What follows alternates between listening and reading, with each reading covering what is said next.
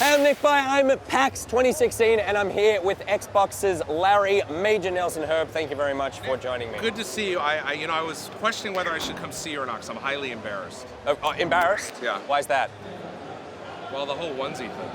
Oh, yeah. Yeah. Oh, the onesie thing. Yeah, I'm sorry about that. Yeah, That was my error. That was you? That was my Personally error. on your head? I misspelled it. I mean, the problem was not only that I got a Nikoi onesie. Nikoi. The real problem is Nikoi never got his. So, The question is, who is Nikoi and who has that gamer tag? So when I got it, I mean, I laughed so much. We ended up changing all our branding on the show for a week to be Nikoi. But we ended up checking him out on Twitter. I think he had one follower. Right. And he was just an egg. Right. And so I tweeted him a picture of me in the thing saying he could come and pick it up. He was very confused and he never replied.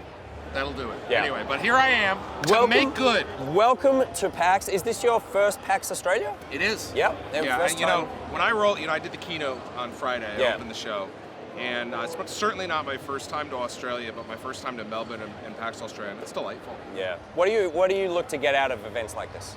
I really just want to come enjoy the culture. I mean, gaming culture is slightly different from region to region, but I want to come down here and check out the culture. But also, Melbourne has such a great history of the indie dev scene. So I really wanted to see what they had going on here, and the best way is to come down here. Yeah. What do you see are the differences in the culture Australia compared to, say, the States? PAX East is there's so many colleges and universities around Boston. I'm from that area. So it's a lot of younger, college kids. Here it seems to be a lot of families. Yeah. I was really digging it. Interesting. Yeah. That's not something you're seeing so much over there. Well, I had not yet. Yeah. But this has been really great. And have you seen some cool indie stuff over there? I want to check that out. Yeah, I've seen some cool yesterday. indie stuff. There was a great game that was like a turn-based ninja game. Yep. With katanas. Awesome. So that was a lot of fun. But yeah, there's always fun stuff going on there. How much are you on the lookout for these sort of indie titles, new devs, and that sort of thing? How much of your job is that? Not as much as I'd like. We have a whole team dedicated to finding those diamonds in the rough. Yeah. So that we've got a whole bunch of really great, smart people that work on that. I was hanging out with Phil Spencer about a month ago. Yeah, just chilling. Yeah. He as well apologized for the Nikoi onesie. I mean, I assume it's just making the rounds at Xbox. But he was talking about how the relationship between the audience and the company has changed. Yeah. You've been at the forefront of communicating with the audience you're pretty much the godfather of community management. Right? That's what everybody says, and it's so humbling to be called that. Yeah, I mean it's part of the DNA of Xbox. Phil is an unbelievable leader, and he's fantastic, and he's like, what do our customers want? Yeah. How can we, whenever we're thinking of problems, we're thinking through from our customer's point of view. And how have you seen the relationship change? Because we've gone from much more of an emphasis on traditional media, print and that sort of thing, to now we're living in this world where there's streamers and Let's Players and YouTubers who have sort of taken the narrative away somewhat from traditional media. How has that changed your job? Well, it's certainly interesting because when I started in 2004, there was no Twitter, there was no Facebook, there was no YouTube, there was none of that. Yeah. But what's interesting is with Xbox, we've always really been invested in the community. I mean, we've had Xbox Live forever, since 2002. And that's really, the original online community in some regards of gaming. So that's something that we've taken forward, and we've used all these great tools to take the feedback more direct. We've got feedback.xbox.com, which is a website anybody can go to and say, hey, I want this feature. People upvote it and whatnot. So there's that, and of course there's Reddit. It's just there's so much more now. It's actually overwhelming, so you don't know where to look. Yeah, well, I was going to say, do you find that there are so many methods of communicating now? Is it something where you do pine a bit for days where it was a little more streamlined, it was less just like an onslaught? It was just everywhere. Yeah. Yeah, I mean, that certainly is great. But look, the reality is there's great tools out there, and I want to go where the folks are. So, I focus on Twitter, a little bit on Facebook. I have 2 million followers on Xbox Live, so they're not shy about telling us what they like. Yeah, I mean, you've been doing the communication stuff for so long. What have been some features or requests, feedback, notable for you that you've got from the community that's found its way onto the platform? Wow, I mean, if you go look at Xbox Live right now and Xbox One, the list goes on and on. I mean, they wanted a easier guide experience, so boom, and the guide comes over. So they wanted that. Xbox Live Parties is something we developed back in Xbox 360 that people wanted. more robust achievements. We now have rare achievements that we're going to be shipping very soon to everybody. It's almost more like, what haven't we done? Yeah, you're kind of just stealing from the community. Well, no, we're giving what they want. Stealing. We're crowdsourcing. That's a much nicer way of saying it. When I was talking to Phil earlier as well, we were talking about the launch of the Xbox One, and you know, he admitted that was a bit of a rough time for the company. How did you find that? Because I feel like you must have been like strapped to the masthead of the ship at that point, just like an onslaught. It was challenging, but you don't appreciate the highs until you have those lows. Yeah. So it's like, all right, we knew what we needed to do. And Phil is a wonderful leader. He rallied the troops, and we did it. We're doing it. I don't want to be just blowing smoke up you, but it really was impressive, the switch.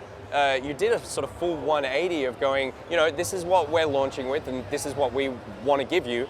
The community responded, and you went, okay, we're going to pivot this, and you pivoted by not releasing new hardware. Like, it was still in the same thing that came out in just a way that you've tweaked and changed things. That's the power of software. And if you think about, if you go back, I mean, we're now coming up on the 3-year anniversary of Xbox One, which seems generations ago. But when you look at what we've done in that 3 years, a company the size of Microsoft, companies tend to move really slow. Yeah. Xbox team has always moved fast. The gaming industry is fast. We always move fast, and that's what we did. Speaking of hardware, we've seen Sony here with PSVR and the new PS4 that's coming out. Are you guys itching to release the Scorpio, the HoloLens? Like, you've got this hardware lined up.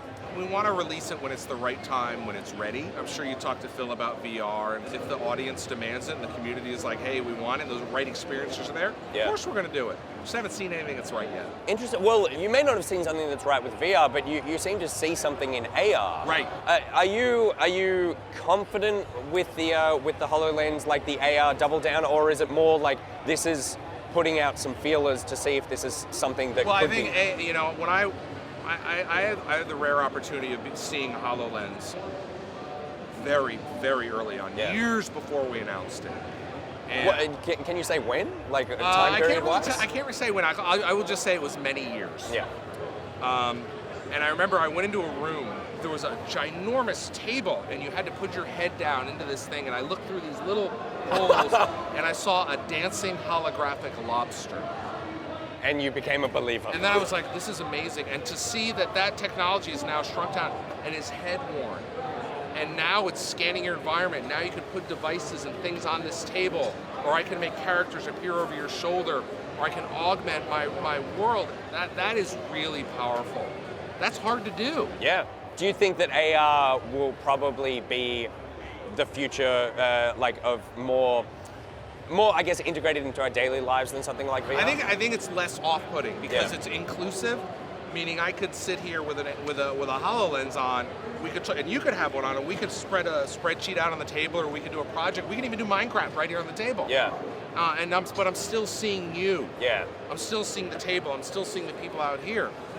So I think it's a lot more approachable, right? But then if the community ended up going, no, we really want VR, Microsoft, this is something that then you'd end up looking and if there into, was a great killer app. Have you seen the killer app yet? I don't know. I mean, I haven't seen the killer app for VR yet. I've seen some really cool experiences, but I'm still hesitant about closing myself off. Right. I hate the idea of even little things, like I don't want to be removed from my girlfriend. I'm in the living room by myself, and she's like doing other things. That sends a very interesting social message. Yeah, I think so. Yeah, and so I'm super excited to try out the HoloLens because I love the idea of the overlay still being in the space, but then being able to do some cool things. So as soon as you get one, send it to Nikoy.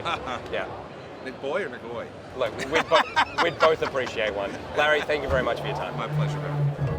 I've just arrived in Melbourne and I'm off to meet the head of Xbox, Phil Spencer. Phil is in the country to meet some of our local gaming industry development folk to see what they're working on and also to impart his knowledge on them. We're now on our way to the arcade where I'm going to meet a lot of indie devs, see what they're working on and see a lot of Phil Spencer.